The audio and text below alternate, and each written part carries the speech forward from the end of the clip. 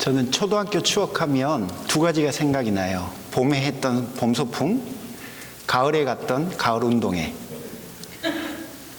여러분, 그 가을 운동회의 맨 마지막 행사가 저희 시골 학교는 그 덤블링이었습니다.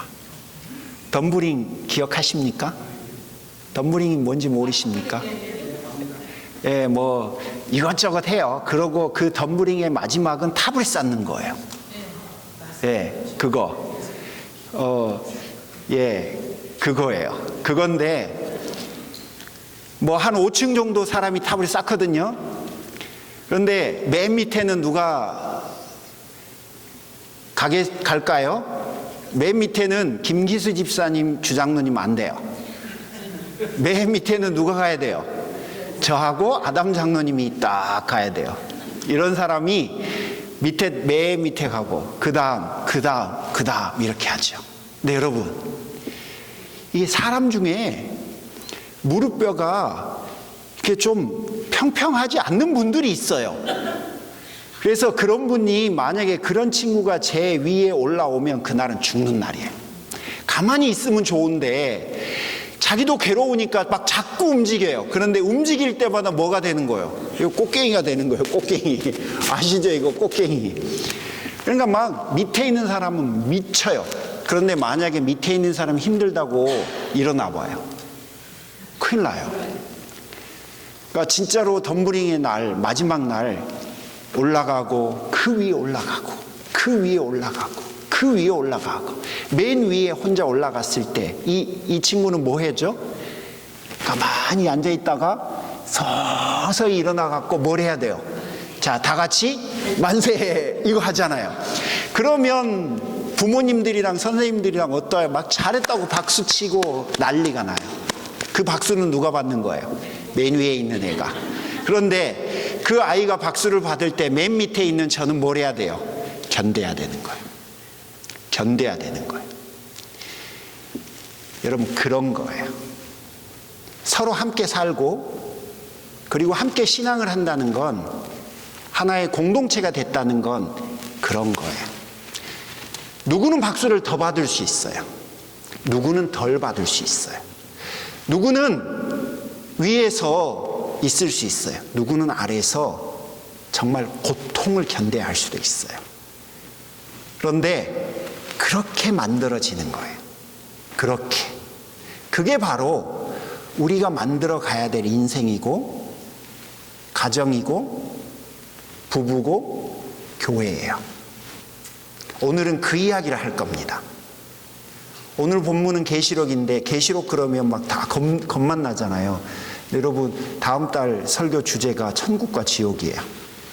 제가 용기를 좀 내봤어요. 요즘 천국과 지옥 설교 잘 안 하는데 겁주려고 하는 게 아니라요, 소망이 거기에 있다는 걸 말해드리려고, 그리고 그 소망이 우리에게 얼마나 해피한 건지를 설명해 드리려고. 그래서 천국과 지옥 다음 달에는 3주 설교할 건데요, 여러분, 본문이 다 계시록 본문이에요. 어쩔 수 없잖아요. 그쪽에서 이야기하니까. 오늘은 겁낼 본문이 아니에요. 그리고 다음 달에도 겁날 본문이 아니에요. 다 좋은 거예요. 다만 몰라서 겁날 뿐이에요. 그래서 알았으면 해요.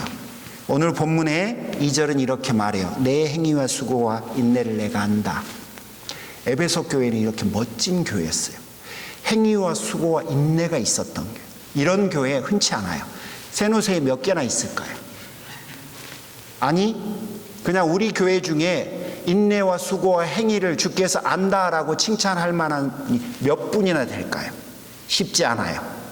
쉽지 않은 그 일을 에베소 교회가 지금 하고 있는 거예요. 그 다음에 이렇게 해요. 악한 자들을 용납하지 않은 것도 안다. 악한 자를 용납하는 게 쉬울까요? 모른 채 하는 게 쉬울까요? 용납하지 않은 게 쉬울까요? 그런데 에베소 교회는 그 어려운 길을 선택했어요. 거짓 진리를 가르친 자를 밝혀낸 것도 내가 안다. 결코 쉬운 일 아니에요. 그런데 에베소 교회는 이 멋진 일을 한 거예요. 3절. 내가 참고 내 이름을 위하여 견딘 것도 안다. 제가 저희 아이들에게 제가 감당이 안 되면 늘 사용하는 단어가 헐이에요. 헐. 여러분, 참고 견뎌낸다? 인내한다? 요즘 누가 그래요? 참기는 왜 참어? 하고 싶은 말 다 해버리고 딴 데 가면 되지. 인내? 요즘 제일 인기 없는 게 인내예요. 옛날에나 인내했지. 요즘은 1초면 모든 게 다 끝나는데 무슨 인내야. 그런데도 에베소 교회는 참고 견뎠어요. 이런 멋진 사람들이 있을까요? 정말 훌륭한 거죠. 그 다음에는 게으르지 않은 것도 한다. 저는요, 안 바쁘면 충분히 게으를 수 있어요. 저는 진짜 게으르라면 얼마든지 게으를 수 있어요. 저는요, 진짜 그럴 수 있어요. 저는 그게 제 천성에 맞는 것 같아요. 그냥 백수로 살려면 저는 몇 년도 백수로 살 수 있어요. 어느 분은 진짜 말도 안 되잖아요. 하루도 1시간도 그냥 못 있잖아요. 근데 저는 마음껏 게으를 수 있어요. 잠을 깨지 말고 48시간을 자라고 해도 저는 잘 수 있어요. 허리가 아플 정도로 잠을 잘 수 있어요. 밥 안 먹어도 돼요. 전 진짜 그럴 수 있어요. 그게 더 쉬워요. 그런데 게으르지 않은 것도 내가 한다. 산호세에 이런 교회 하나만 있으면 저 거기 가서 신앙생활 하려고 합니다. 이런 교회에 있기 쉽지 않아요. 그런데 에베소 교회가 그랬어요. 야, 끝내주죠. 그게 끝이 않아요. 끝이 아니에요. 6절에 보면 이건 좀 어려워서 설명이 필요해요. 니골라 당을 미워한 것도 아니다. 니골라 당은 아주 심플해요. 뭐냐면 영혼과 구분되어 있다고 생각했어요. 그래서 육체가 하는 일 때문에 영혼이 어려움을 당하지 않는다. 그러니까 육체적인 잘못을 범했다고 구원을 잃어버리지 않는다. 그런 갑자기 안 되는 거죠. 떨어졌군요.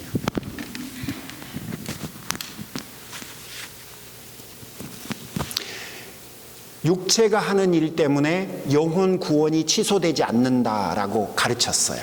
그러면 여러분, 육체의 잘못을 제어하기 위한 어떤 것도 하지 않았겠죠. 그렇죠? 그러니까 니골라 당의 가르침이 에베소 교회에 영향을 미치면 여러분, 에베소 교회 성도들은 다 영혼이 망가져요. 영혼만 망가지나요? 삶도 다 망가졌겠죠. 그런데 에베소 교회가 그거를 용납하지 않았어요. 쉬운 일일까요? 쉽지 않아요. 그 교회 구성원들이 그걸 받아들였다는 소리예요. 여러분, 그 성도들이 쉬웠을까요? 아니었을 거예요. 철저하게 진리가 무엇인지를 확인하고 그 진리를 지키기 위해서 애쓰고 수고한 사람들만이 그거를 지킬 수 있었을 거예요. 에베소 교회가 그렇게 멋진 교회였어요. 진짜 부러워. 정말 부러워요. 이런 멋진 교회였는데 그 다음에 책망이 일어나요. 그 책망이 뭐냐면 4절에 나와 있어요. 너는 처음 것을 버렸다. 그 처음 것이 뭐냐면 처음 사랑을 버렸다는 거예요. 어떻게 그렇게 됐을까? 그렇게 된 이유가 뭘까? 그게 뭐냐면 여러분, 진리를 지키려다 보니까 사랑의 정신을 잃어버렸겠죠. 왜냐하면 이 둘이 공존하는 건 정말 당연한 거지만 쉬운 일이 아니었습니다. 좋은 차가 어떤 차일까요? 잘 가고 잘 서면 돼요. 그렇죠? 그런데 잘 가고 잘 서면 제일 좋은 차인데 잘 가기가 쉽나요? 아니면 잘 서기가 쉽나요? 둘 다 말은 쉽지만 어려워요. 그거하고 마찬가지예요. 진리는 지켰는데 진리를 지키기 위해서 사랑은 버려버린 거예요. 버린 게 아니라 실은 자기도 모르게 잊어버리고 놓쳐버린 거죠. 경제학 교수예요. 게리 하멜이라고 하는 분이 원숭이 실험을 하나 했는데 이 실험이 진짜 재미있습니다. 원숭이 둥지 위에다가 맨 위에다 장대를 달고 그 장대 꼭대기에다가 바나나 한 송이를 놨어요. 원숭이들 바나나 좋아하잖아요. 그러면 원숭이들이 막 그 장대 위로 올라가서 바나나를 딱 덮치는 순간 그 위에서 냉수가 퍽 쏟아지게 만들어 놓은 거예요. 어느 원숭이가 올라가서 덮치는 순간 뭐가 쏟아졌을까요? 냉수가 쏟아지니까 원숭이가 놀래갖고 깍깍거리면서 그 바나나를 못 갖고 온 거죠. 그러고 나서 내려와갖고 그 고통스러운 순간을 벗어나고 있는데 또 다른 원숭이가 그 올라가려고 하니까 그 원숭이가 뭐 했을까요? 붙잡았겠죠. 가지마. 가면 죽어. 죽는다니까? 나 봐. 반 죽었잖아. 얼굴 허옇지? 내 엉덩이도 봐봐. 빨간 엉덩이가 하얀 엉덩이가 됐지. 놀래서 그래. 가지마. 끌어내려요. 그 다음 원숭이가 또 올라가려고 하니까 어떻게 해요? 또 끌어내려. 다 끌어내요. 그런데 이 경제학 교수가 냉수를 뺐어요. 그런데도 지켜봤어요. 그런데도 아무도 안 올라가요. 다 끌어내려요. 자, 그 경험을 한 원숭이 한 마리 꺼내놓고 그 경험을 하지 않은 원숭이 한 마리를 넣어봤어요. 그 경험을 하지 않는 원숭이가 올라가려고 그래요. 다른 원숭이들 어떻게 했을까요? 당연히 못 가게 만들죠. 딱 가서 서갖고 안 돼. 가면 안 돼. 여기 올라가면 큰일 나. 라고 가르친 거예요. 한 마리 한 마리 다 꺼냈어요. 그러니까 아무런 경험을 하지 않은 원숭이들로만 그 우리가 가득 찼죠. 그런데도 어느 누구도 그 장대를 올라가려고 하지 않았습니다. 아무도 냉수 바가지를 뒤집어 쓴 원숭이가 없음에도 불구하고 여러분, 그렇게 되는 거예요. 다 그런 거예요. 원래 우리는 사랑이 많았어요. 원래 우리는 태생적으로 사랑이 많고 정이 많고 누군가의 어려움에 공감하고 우리는 그렇게 인생을 시작했어요. 그런데요, 누군가가 나를 끌어내렸어요. 올라가면 안 돼. 또 어떤 냉수가 나한테 뒤집어 씌워진 거야. 그러고 나는 놀랬어요. 아, 이러면 안 되는 거구나. 아, 내 마음을 드러내면 안 되는 거구나. 아, 내가 사랑을 주면 안 되는 거구나. 내가 줘봐야 내 마음만 다치는 거구나. 그러면서 우리는 세월이 지나면서 서로를 바라만 볼 뿐 내 마음과 내 사랑은 점점 닫아버린 거예요. 편하고 쉬운 길을 우리는 선택한 거죠. 주께서 오늘 그걸 지적하시는 겁니다. 너희들이 그 멋지게 신앙생활하고 인생을 사는 걸 내가 다 안다. 잘했어. 그런데 내가 너를 책망할 게 있는데 너는 사랑이라고 하는 정신은 버렸어. 여러분, 이걸 버린 게 얼마나 큰 사건이냐면요, 제가 여러분 주보에 제 설교 원고에서 좀 원고를 짧게 하기 위해서 뺐는데요, 주가 임재하고 촛대를 옮겨버리신다라고 되어 있는데, 주의 임재는 계시록에서 몇 번 나오는데 한두 번을 제외하고는 전부 다 심판이에요. 그리고 촛대를 옮겨버린다는 건요, 주께서 더 이상 우리를 사용하시지 않겠다는 이야기예요. 심판이죠. 여러분, 이게 우리가 사랑을 잃어버리고 인생을 살아가는 게, 다른 누군가를 향한 긍휼히 여기는 마음을 잃어버리고 살아가는 게 주님께서 느끼시기에는 우리를 심판하고 벌하실 만큼 무겁고 큰 일인 거예요. 따라서 주의 처방이 임합니다. 회개하고 처음으로 돌아가라. 오늘 설교의 핵심은 너무 간단해요. 여러분, 지금까지 열심히 분주하게 옳은 일을 위해서 인생을 살아오셨을 거예요. 제가 인정해요. 여러분이 얼마나 열심히 사셨는지에 대해서는. 그런데 여러분, 진짜 여러분의 삶 속에, 일상의 삶 속에 사랑이 있는지는 다시 점검하셔야 돼요. 여러분의 동기가 사랑인지는 다시 확인을 하셔야 돼요. 그거를 점검하셔야 돼요. 오늘은 바로 그 이야기를 여러분에게 해드리고 싶은 거예요. 목사님, 저 열심히 살아요. 하나님, 제가 얼마나 살기 어려운데, 이거 하나 하기도 힘든데 지금 사랑까지 지금 뭐 하시는 거예요? 그거는 있는 사람들, 먹고 사는 사람들, 뭔가 고상함을 추구하는 사람들이나 하는 이야기지요. 지금 그럴 정신이 어디 있어요? 아니요. 여러분, 그게 제일 중요해요. 내가 사랑받는 사람이라는 걸 느끼고 사는 것, 내가 누군가를 사랑하면서 살아가는 것, 그리고 내가 일에 빠져 있는 게 아니라 일을 함에도 불구하고 그 모든 동기가 이타적인 사랑이 동기가 되는 것, 그게 제일 중요해요. 그걸 잃어버리는 순간 여러분, 우리는 컴퓨터나 다름이 없을 거예요. 사랑은 없고 일만 하면 여러분, 기계가 해주는 게 더 빠르고 정확하지 않을까요? 사랑이 필요해요. 이번 한 주간에는 여러분의 삶을 점검하실 때 내가 일만 하는지 아니면 그 안에 사랑이 담겨 있는지를 확인하셔야 돼요. 내가 부모잖아요. 부모로서 자녀들에게 조언을 하고 인생을 같이 살아갈 때 그 아이들에게 좋은 길만 안내하는 안내자인지 아니면 그 아이를 사랑하고 있고 그 사랑을 표현하고 있는지를 확인하셔야 돼요.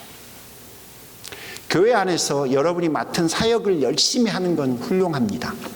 그런데요, 그 안에 타인을 위한 사랑의 마음이 있어야 해요. 오늘은 짜장밥이 아니라 짜장면입니다. 그리고 여러분, 기뻐하고 즐거워해 주십시오. 제가 목사의 권위로 면을 지금 삶지 마시고 이따가 삶아서 탱글탱글하고 쫄깃쫄깃한 면을 저희들에게 주십시오 라고 했습니다. 그랬더니 권사님들이 그러죠 뭐 그러셨어요. 여러분, 오늘 짜장면은 진짜 쫄깃쫄깃한 면일 겁니다. 그런데 그 쫄깃쫄깃한 면을 만드시면서 투덜거리시면 안 돼요. 왠지 아세요? 그 모든 것이 사랑의 마음이면 투덜거릴 수가 없어요. 아니, 투덜거리셔도 돼요.